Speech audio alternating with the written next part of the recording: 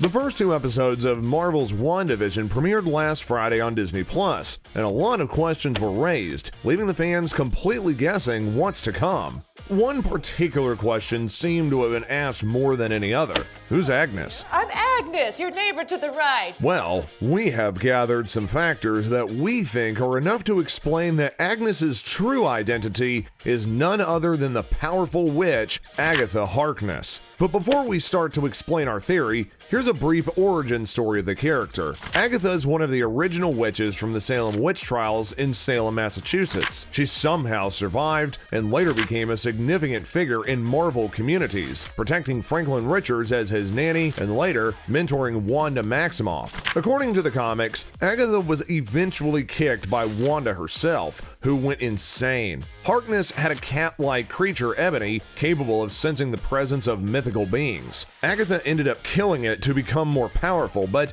that's a story for another time. We first see Agnes entering into Wanda's house, greeting the new neighbor and mimicking sitcoms of the 60s, presenting herself to Elizabeth Owen's character in the audience. At first, her name doesn't seem indicative of anything really special, until you compare it to Agatha Harkness's name. The name Agnes is a possible play on words that make the name of the witch. Something like this.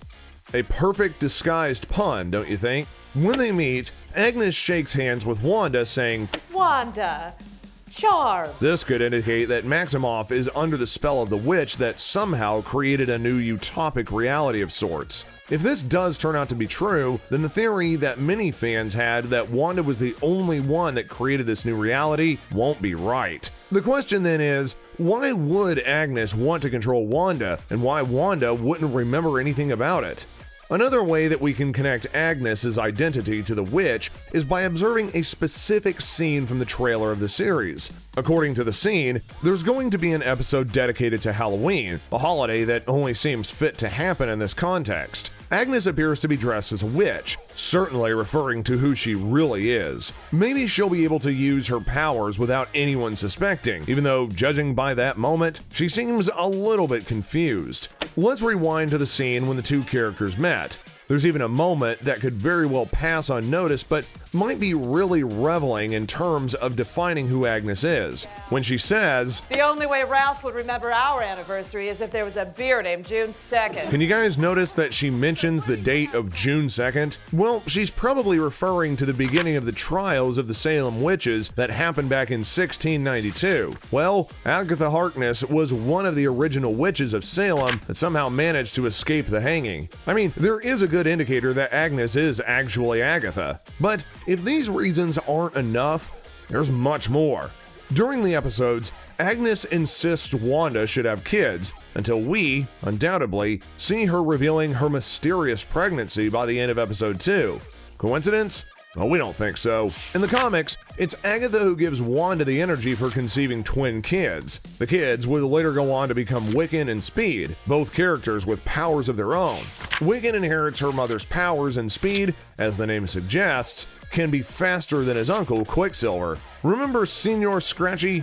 Senor Scratchy just loves the stage. Agnes's bunny could also be a lure to her identity. If you do a little bit of research about Agatha Harkness's life, you'll easily discover that she had a son named Nicholas Scratch. Yep, that's it. Perhaps the showrunners of WandaVision created Senor Scratchy to serve as a replacement of the original character and further establish Agnes's identity. In the comics, Nicholas is an accomplice of Mephisto, a villain commonly known as the Devil. There's even a scene where all of the ladies of the town attend a fundraising planning committee meeting. In the midst of it all, Donnie says, The devil's in the details. And Agnes responds, That's not the only place he is. Could this mean Mephisto is really appearing in the series? It appears so, because again, according to the comics, Wanda unknowingly uses parts of Mephisto to create her twins. If after all these evidences, you still don't believe with certainty that Agnes is in fact Agatha Harkness, we still have another thing to show you.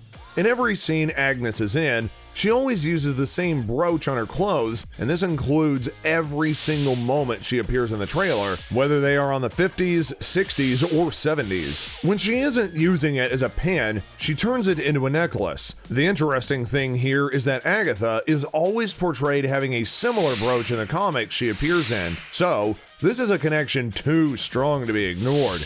Just to end things on a high note, there's still debate of what might be the design in the brooch, but by the looks of it, we could guess that it represents the 3 prophetic sisters who oversee the destinies of everyone in the 10 realms, commonly known as fates or norms. Very fitting, right? So, do you think that there's enough evidence to conclude that Agnes is in fact Agatha Harkness? If you think so, don't forget to leave a like, and if you think that it could be another character, please let us know down in the comment section below. Hope you guys enjoyed this video because there are more coming soon. Meanwhile, feel free to visit the rest of our channel and watch the rest of our content. Until next time guys, we'll see you later.